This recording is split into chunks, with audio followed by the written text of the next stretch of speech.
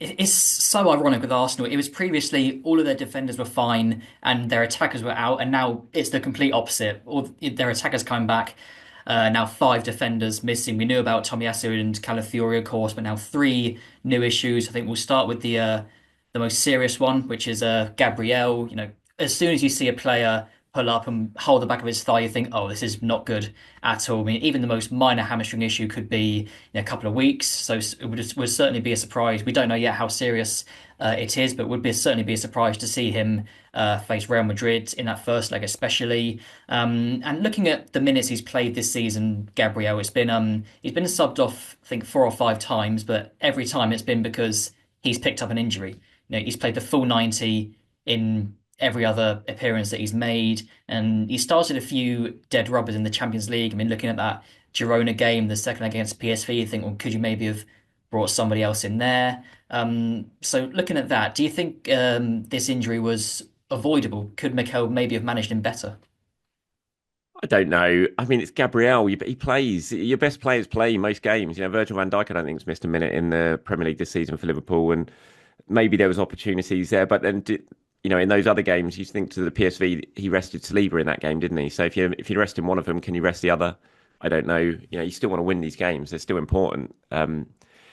So was it avoidable? Maybe, but who knows? Even if he'd been rested in those games, he might have picked up the injury anyway. So I don't know. It was just it was a killer. Honestly, the it just sucked the life out of say. When I say that, like Saka raised the roof in that second half, when Gabriel went down in the first half, you just felt everyone, the collective groan around the place of, oh, you are kidding. I mean, it's such a hammer blow to Arsenal ahead of the Real Madrid tie. Absolute hammer blow, combined with what would then happen to Timber, the fact that White's out. In the space of a week, they lost four players, four defenders.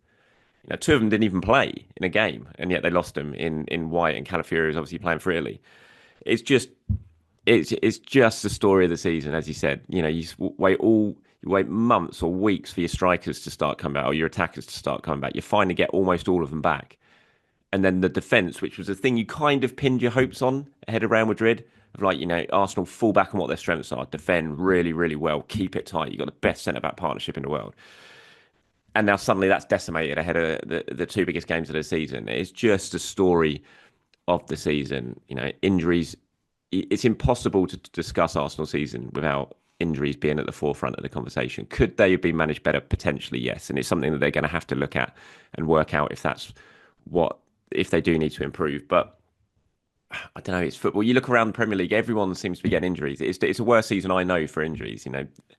And I think that's something that needs to be looked at wider than just what's going on at Arsenal. I think you have to look at what's going on in the whole of the Premier League, and especially when you look at the amount of hamstring injuries team players are suffering now, so much higher than what it previously has been, and the extent of those hamstring injuries as well. They're not just 2 or 3 weekers; they tend to be, like we've seen with Saka and Havertz, really, really serious hamstring injuries. So it does feel like there's too much football being played, and that is a contributing factor. So I'm sure Arsenal will explore what's happened this season and see if they can do things a little bit differently. But sometimes I think you've got to say it's just misfortune at the best of times, and that's how I feel with the Gabriel one. But absolute hammer blow. I mean, inside Mikel Arteta must be screaming, absolutely screaming. He hasn't used it as an excuse all season. He didn't use an excuse after the game on Tuesday night. But away from the cameras, away from the microphones, he just must be smacking his head against the table. Thinking, what on earth is happening this season? Yeah, there's definitely some bad karma there. I think Mikel's picked up somehow, somewhere we don't know. But yeah, it's interesting what you said there about these injuries do tend to be more serious. I mean, Martinelli was out for about a month, but then, like I say, Saka and Havertz out for about 3 months or the whole season. So, I mean, we don't know yet how serious Gabriel's is, but are you concerned that this could be his season over? Potentially, yeah. I mean, I think that you can, and this isn't based on any information, but you can just forget about Real Madrid. There's no way he plays against Real Madrid. It just does not happen, barring an absolute miracle. Even if it's the least severe hamstring injury you can get, he can't be involved against Real Madrid because he's not going to be back within 2 weeks, is he? You're looking at 3 to 4 weeks, definitely. You could see how disappointed he knew when he was walking off that pitch. You could see in his face, he knew his Champions League was over. So, will he be back in? Maybe, hopefully, if it's a sort of Martinelli one, which is, give or take, so basically a normal hamstring injury a month, he should play again. at some point this season. So yeah, we'll have to wait and see what the diagnosis is. He had his scans yesterday. We've got the press conference tomorrow. Mikel might find out a little bit more then if it hasn't come out already. But yeah, maybe we'll see him again this season. But with my Arsenal hat on, I fear that might be a little bit too late. With mine on, I have to admit, I think so as well. But and like I say, that was one of three fresh issues Arsenal picked up in midweek. Another one was Urian Timber. He picked up that knee injury a bit early on, managed to soldier on, and then had to eventually call it a night. And you were previously saying that when Ben White, who we'll get onto in a sec, when Ben White was out injured, Timber was basically running himself into the ground because there was no alternative. So I mean, if Gabriel's injury was perhaps avoidable, was Timbers inevitable?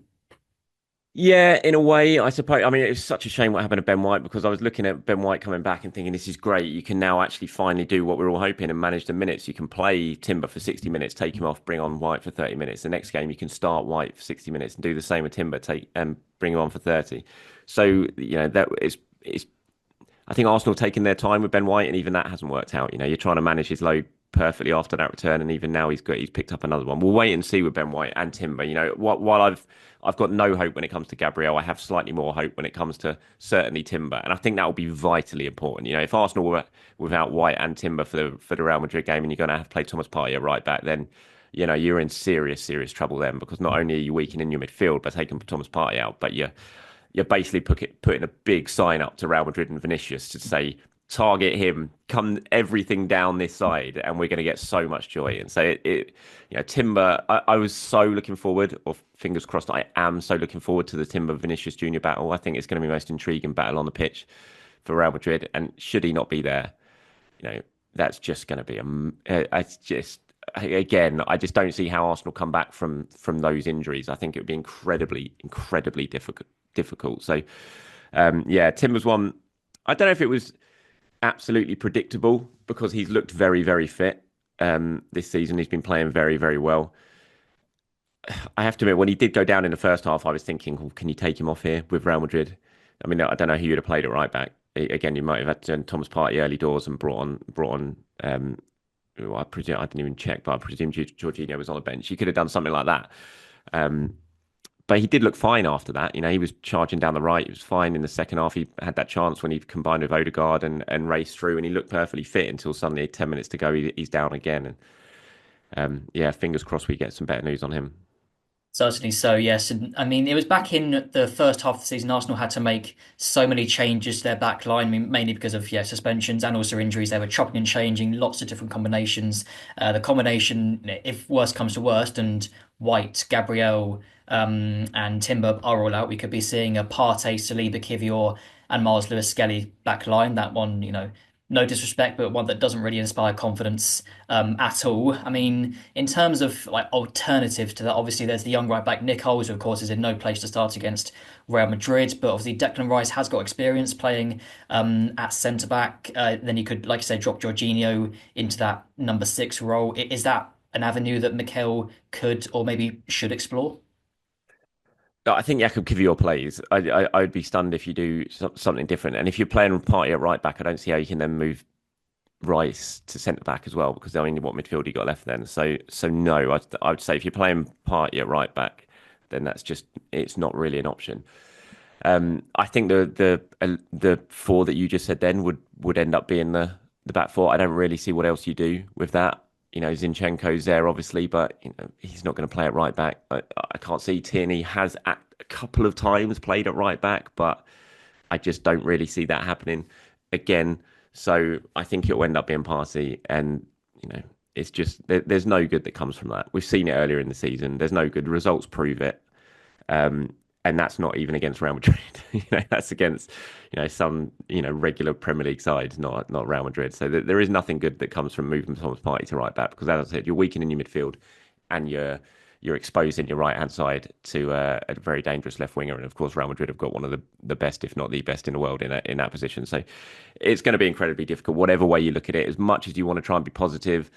And you want to go into that game really excited about the challenge and how it's going to be. It just feels like this could be a bridge too far for Arsenal if the worst comes to the worst. We don't know if that is the case yet. So obviously we're sound despondent at the moment and negative about Arsenal's chances. But should we get some good news, especially on the right backs, because that could change everything. If Timber and White are fit, you could play potentially Ben White at right back or at centre back, and you could play Timber in the middle rather than Kivior. Timber and Gabriel partnership. Sorry, a Timber and William Saliba or a White and William Saliba partnership at heart defence. I'd feel a lot more confident about, especially if you've got then one of those two, the other two, playing at right back. So we have to wait and see, basically. And there is a game to be played ahead of Real Madrid as well, so another chance to pick up some injuries. Um, so we'll have to wait and see.